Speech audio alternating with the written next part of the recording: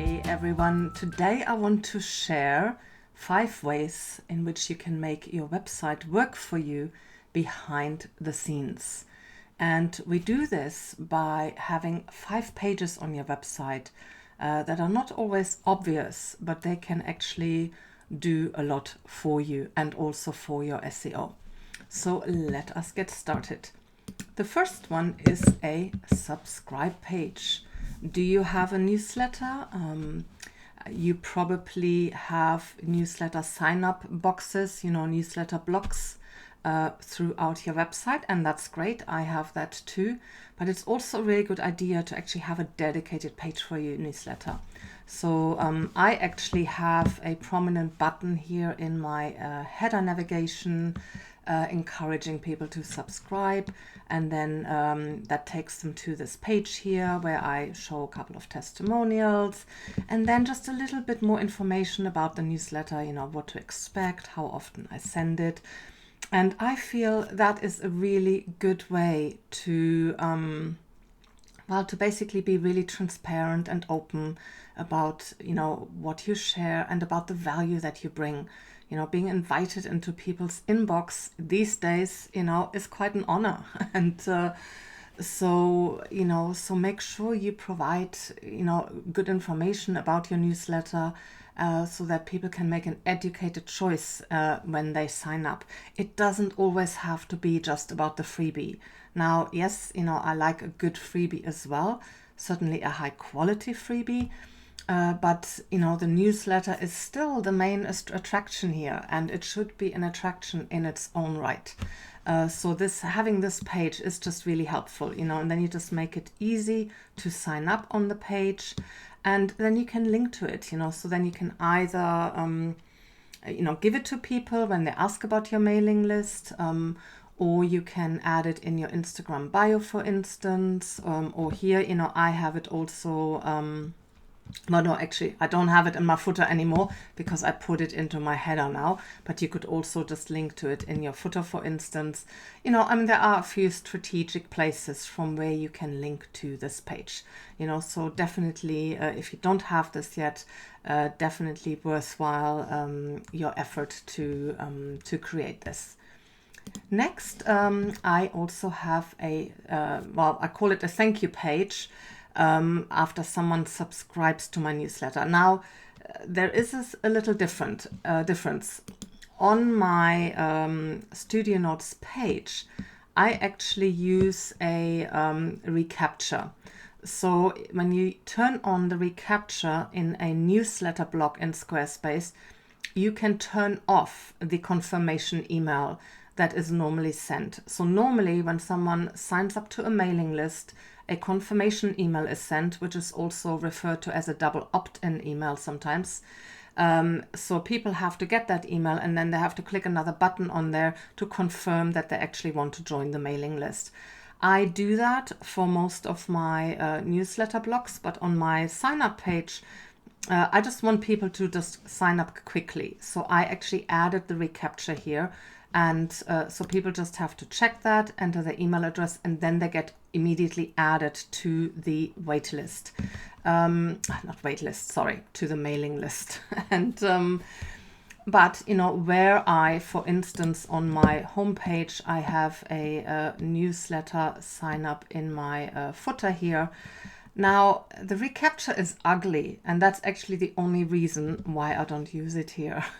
I mean, as a designer, it still matters to me. Sometimes form comes over function for me, and there's just no way to make it pretty. I don't mind so much on the sign up page, that I showed you before, but wherever I use a sign up, a newsletter block like this, I don't actually use the reCAPTCHA. So in that case, after someone submits the email, they will see this page here. And it just tells them, you're almost there. So please check your inbox and especially check your spam or promotions folder, because these confirmation emails, they often end up actually in a promotions folder if someone has Gmail, for instance, or in the spam folder as well. So this is just really you know, a reminder to go and check there as well, and that they need to confirm the subscription. Now, I'm sure that I lose subscriptions this way. I'm sure that, you know, people enter their email address and then maybe they see this page, or maybe they leave already and they never check the email, you know, to confirm. And then it just kind of, you know, disappears in the ether. And that's fine, because I really just want people on my mailing list that actually really want to be on it, you know, that really want to receive my newsletter. Those people are going to read this, and those people are going to wait for that email, you know, so that they can confirm. But this is just like a very clear reminder of that. And then also I invite people in the meantime to maybe check out, you know, some blog posts. The good thing about this is that, you know, after someone has submitted the form or the email address for the mailing list, they stay on your website. So they're not just, you know, okay, now I'm done with this and what do I do next? Now they see this here, and they can actually then go and browse, for instance, my blog, you know, read my latest blog posts. So you can add whatever you want on this page, you know, and you can add links to other pages on your website. I switch this up every now and then, you know, I change every now and then what I actually put here. So entirely up to you, but it's a really useful page to have. And the way that you do this, let me just quickly show you, just in case you are not sure how this works. So on your newsletter block, you go into storage, and then here go to, sorry, no, that's the Google reCAPTCHA. That is where you turn the Google reCAPTCHA on or off. But what I actually wanted to show you is on the content tab. If you scroll down where it says post submit, and then here you click on redirect, and then here you add the URL or the slug for the page that you created. You know, so you have to create the page first, and once you've created it, put it into your not linked section, and then you can you know, add it here, you know, and redirect to it here. So this is just a really useful, nice thing to do. The next page that I want to show you is an Instagram bio links page. Now, many people use services like Linktree, or in my case, I actually use bio sites, you know, from Unfold, which is a Squarespace company. They have a tool that they provide, but you have to pay for it, you know. So I'm happy to pay for it because I really like this tool. But if you're looking for something that is more cost effective, you can actually just use your own website. So you create a page on your website, and you just add things that you want to add to your bio, you know. So here's just an example, you know, where you can add immediately a sign up link, for your newsletter, for instance. Just make it easier so people can do it right there and then after they click on, you know, bio in Instagram. You can also provide quick links, you know, use some buttons here, and you can also add a summary block, for instance, for your blog, and so that people can easily and quickly find your latest blog posts, you know. So you have a lot of options here, you know. Anything that you can add to a page in Squarespace, you can just add here. But I really like this, you know. If we look at it in mobile view, this is how most people will see it. So this is what it's going to look like to them, you know. So they're going to see the sign up box, you know. Here we have some quick links, and then here they have the links to the blog posts, you know. So it's really nice and clean. Now, how do we achieve this look where we don't have a header and we don't have a footer? There is a piece of code that we use, a piece of custom code, and in the associated blog posts, I am sharing that with you. So if you just go to the blog post, go to Instagram bio page, and then here I share the code, and you just put that into your custom CSS. You have to get the collection ID for your page, you know, and then you can just replace, you know, collection ID with that, and then it will only target that particular page and only remove the header and the footer on that page. So it's just a really nice, you know, free and very good looking way to have a nice bio on your on Instagram. The Next page that I want to share with you is a 404 page. And this is the page, I mean, you will have seen it many times, that someone sees when they've either tried to access a page that no longer exists because maybe you've deleted it, or you moved it somewhere, or maybe they mistyped something. This is what they'll see. Now, the default 404 page is kind of ugly. So it's always a good idea to actually design a dedicated page for this, you know, so you can use like an image. And what I like to do is I actually provide a search block, so that people can actually search for, you know, what they were trying to access. Or you can also add some links here for people to keep browsing your website. A 404 page is a surefire way to make people leave your website, because they go there and it's like, oh yeah, I don't know, something went wrong, and yeah, I'm not interested anymore, I'm out of here. But if you provide a page like this, it's like, yeah, okay, something didn't quite go right, but I can search for it. I have some options here to browse some other pages. It will increase the likelihood that people will actually stay on your website. And staying on your website is all we want, because that is really good for your SEO. And obviously, it's a good way for people to browse your content and get to know you better, and you know, create a connection with you, and maybe even buy something from you. So yeah, so you just style this page, and then you now let me just see where we do. I'll just show you quickly where you do this. So after you created this page, put it in the not linked section. And then let me just try and think now where we put the 404 page. Yeah, so you go to design. Haven't done that in a while. And then you go to 404 page, and then you select the page from the list. You know, so I usually name it 404. So I just, so the page slug, as you can see up here, is 404. And then I just select it from that. System default, you know, if you go with that, let's just have a look at that quickly. See, this is what people see by default. This is really ugly and really like, ugh, when someone sees that, it's like, yeah, okay, I'm not interested, you know, something is not right with this website, you know, so I am out of there. And but let me just go back to my 404 page. Here it is. Yeah, I have a lot of pages on my website. So that's because I have all my courses on my website. Yeah, so, you know, quick and easy way to just improve the user experience that someone will have on your website.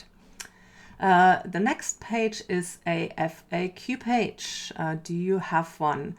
Now, I get a lot of emails all the time, you know, people reaching out, they have questions, they want help with something. And, you know, it's just me and my studio manager, and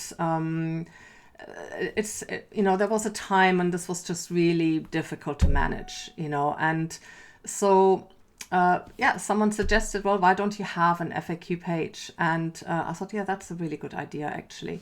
So I created this, and it's really made a difference, you know. So here I have, you know, all the topics that I often get contacted about. You could also actually use the nifty new accordion block now. I created this page before we had that, you know, maybe at some point I will redesign it. But this is okay too, you know. So here people get a lot of answers to frequently asked questions. And if they don't find their answer, then they can contact me, and this takes them to the contact page. And this is actually where I also link to my FAQ page. So on my contact page, yeah, if you want a quick answer, check my FAQ page, you know, and then oftentimes people don't even have to email me because they get the answer on there. So this is a really good place to put a link to that, you know, and then I also have a link to it in my footer here. I have a link to it in my email autoresponder. And it's just great. This has really cut back on email inquiries. You know, I'm actually still amazed how effective having the FAQ page has been, you know. So this is one of my favorite pages. Last but not least, this only is for you if you have an online store. if you have an online shop on Squarespace, I can highly recommend to actually go on the highest plan, the highest commerce plan, because that gives you the abandoned cart. That probably only makes sense if you already have a good volume of turnover. You know, if you're just starting out, then maybe the highest plan is a little bit too expensive for you, so you could wait. But once I had a good, a good solid turnover on my website, I actually upgraded to the highest plan, and that gave me the abandoned cart. What is the abandoned cart? Basically, people check out on a product or service, and then they don't complete the checkout for whatever reason. They get distracted, they change their mind. It happens a lot. If they have already entered their email address, then they will actually get an abandoned cart email in a day later or so. I can't remember exactly when. I think it's a day later. And in that email, it says, oh, hey, we've noticed you still have some items in your cart. Click here to complete your purchase. Great way to encourage people to still buy your product. I recover thousands of dollars worth of sales because of the abandoned cart. This has really made a big difference, and for the price in upgrading to the highest plan, I have more than made that back through the recovered sales. Now, for people who don't want to buy it, when they get the abandoned cart email, they can click on a link in the email that says, hey, here is a let me know why you didn't want to make this purchase, and this link takes them to this page here. And I say that in the email as well. Let me know, and you can win a course. So basically, it's just a very short survey. That they fill out. I give them already choices as to what the answers might be. And then once a month I make a draw, and then one person who filled this out will win a course. And so it's just a really nice way to appreciate that someone gives you that information. I get really good marketing information from this, so as to why someone might not have purchased a course. And it's been very, very helpful. And I also love contacting the winner. People are so thrilled when they then actually win a course.